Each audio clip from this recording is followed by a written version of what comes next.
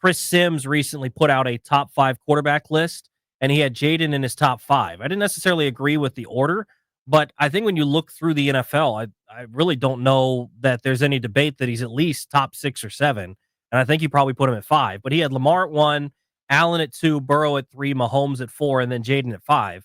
I could quabble a little bit with the top 4, but regardless, I think Jayden's a legit top 5 quarterback. And so when you look at could he end up winning an MVP, absolutely. Yeah, I would say that there's nothing that say he can't, he won't. We watch how he works, and if he continue working like he's done, like he's shown he is, and he does, and if they keep putting the right people around him, I don't see why he can't. Like last year, when you look at what he was doing in his rookie season, and the quarterbacks that really take this thing serious and put the work in, they normally begin to grow.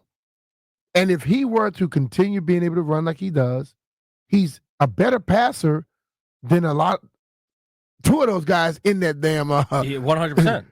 He's a better passer than Burrow than Allen or Lamar. Oh, you think he's a better passer than Josh Allen? Yes. Okay. Yes. I think Josh Allen is massive running the ball. I think Josh Allen has a super strong arm. But as far as passer, no, I think Jayden is better. All right, I now, like that. Pat and Joe, those guys, and Pat. Let's be real. Pat has an uncanny ability to break your back with his legs. You know, Pat is a passer, but you mess around and gets caught up in the man-to-man, he will come run the ball on you in a heartbeat.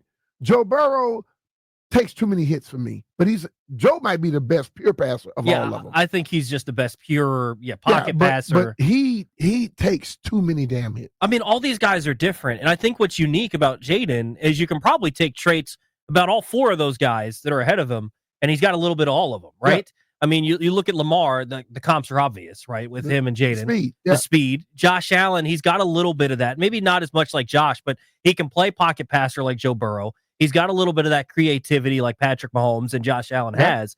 So he's got a little bit of everything. But he has the smarts like Pat. Yes. Yeah. He's got the great work ethic. He's got everything you want intangible-wise for a quarterback. I think another part about this, BMitch, too, is Landfill posted a picture on our 1067 The Fan account on Twitter, and this dude is cool. He's wearing Kobe's at practice, and like he was the 4th leader in merchandise sales, according to NFLPA. The only people ahead of him last year were Saquon, Mahomes, Jalen Hurts.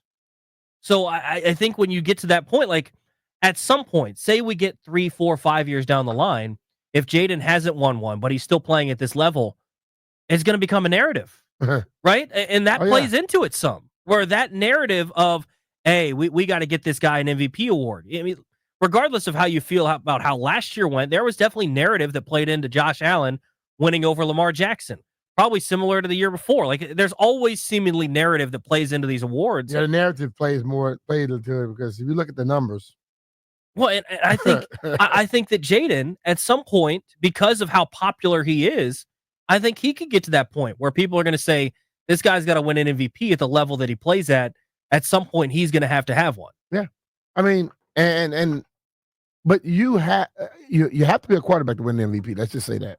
Yeah. And when you load up a stat sheet like he does, the dude don't turn the ball over a lot. He scores touchdowns, running and passing, and he has the it factor. You know, that also tells a story. When little kids start loving you, the voters start loving you. 100%. And the league truly loves you because they know if you got another kid, he could be around for another 18, 20, 30, 40 years. You know what I'm saying? That's how it goes. I mean, when you're looking at this, BMitch, last year he threw for just under 3,600 yards, 3,568 yards, 25 touchdowns, only threw 9 interceptions. He ran for 891 yards. So you figure what that's about 4,400 total yards, somewhere around there, just about 4,500 total yards. I mean, he's only going to get better. Yeah. And he already had 31 touchdowns. If you want to project, when you look at what he did last year, you say, yes, that guy will win one in his career. nothing he did will say no. You know, a lot of people would feel, oh, he was in Washington. But Washington, the way they play now and the things that are happening has changed. So, yes, he could win one.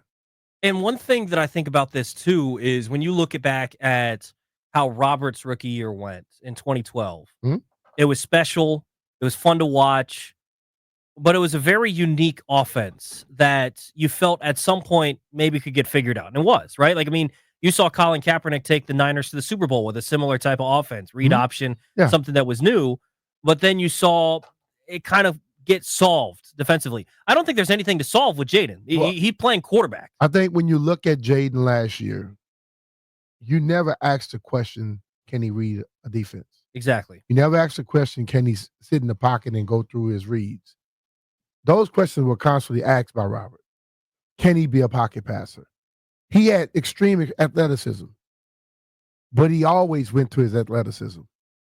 And I think that right there is where the things that when you look at Jayden, you don't, many people want to just compare those two. Only thing that they both black, they both can run and pass, and that's it. Yeah. Everything else, Jayden is way different than what Robert was. 100%. And I think he's not trying to prove how tough he is. What I think is funny too, last year, remember week 3, Cam Taylor-Britt said they're running a college offense. And everybody got offended by it. And frankly, it didn't matter to me because they're running a lot of college concepts. But guess what? That doesn't matter because they're successful at the NFL level. A lot of college concepts? Pat Mahomes. Exactly. How many times he won the MVP? How many times they won Super Bowls? You know what the college concept is? Everybody's in a spread, and you're in a shotgun. That NFL, traditional NFL was man in the backfield, under center. Everybody in the pros now do what the hell colleges does. And I think the thing is, like, this isn't an indictment on anyone on the team. It's an indictment more so on coaches around the league that can't adapt their offenses to incorporate these principles so guys can step in and be successful right away like you saw Jayden last year. If your quarterback is multifaceted, can do different things, why won't you utilize it? 100%. If you have an offense that have receivers that can do multiple things, why not utilize it? See, people look at what Joe Gibbs did back in the day because they were run first. But if you look at Joe's concept, Joe will put the big package in. He'll put in a nickel package. He'll put 2 tight ends, 2 wide receivers, and a single back and run all of the same damn plays. But the defense was affected by the fact that, it's a different personnel grouping. They got to be in something else. He would run the same stuff he ran out of a single back, 2 slots, 2 wide outs that he would run when he had 2 tight ends, 2 wide outs, and a single back too, or drop one of the tight ends out, bring in the H back, run the same plays. Didn't make a difference. I think a lot of the best coaches run simple stuff, make it look complex. Yeah. You know, when I hear coaches tell me how many plays they have, how big their playbook is, I laugh. But if I hear a coach tell me that, we try to throw different looks, basically run the same things, that's how you get people. The look make them think it's something else. So they try to prepare for it, and bam, you hit them right where they wouldn't expect it.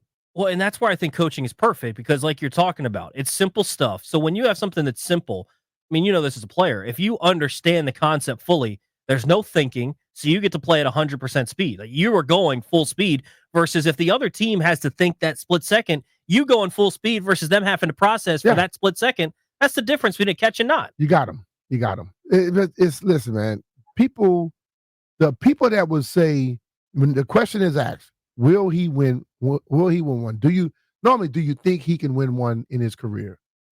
Anybody that's saying no is just a straight damn hater. So because true. After watching him his first year, you have to believe, yes, he plays like that, he's going to win one. Well, and I think he's already in the conversation with guys that have won them, right?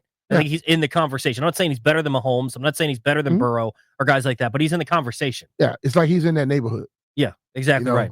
Some of the comments on Twitter saying, in his career, yes. This year, probably not, but he has a puncher's chance if everything breaks right. But the question was, in his career. Yeah.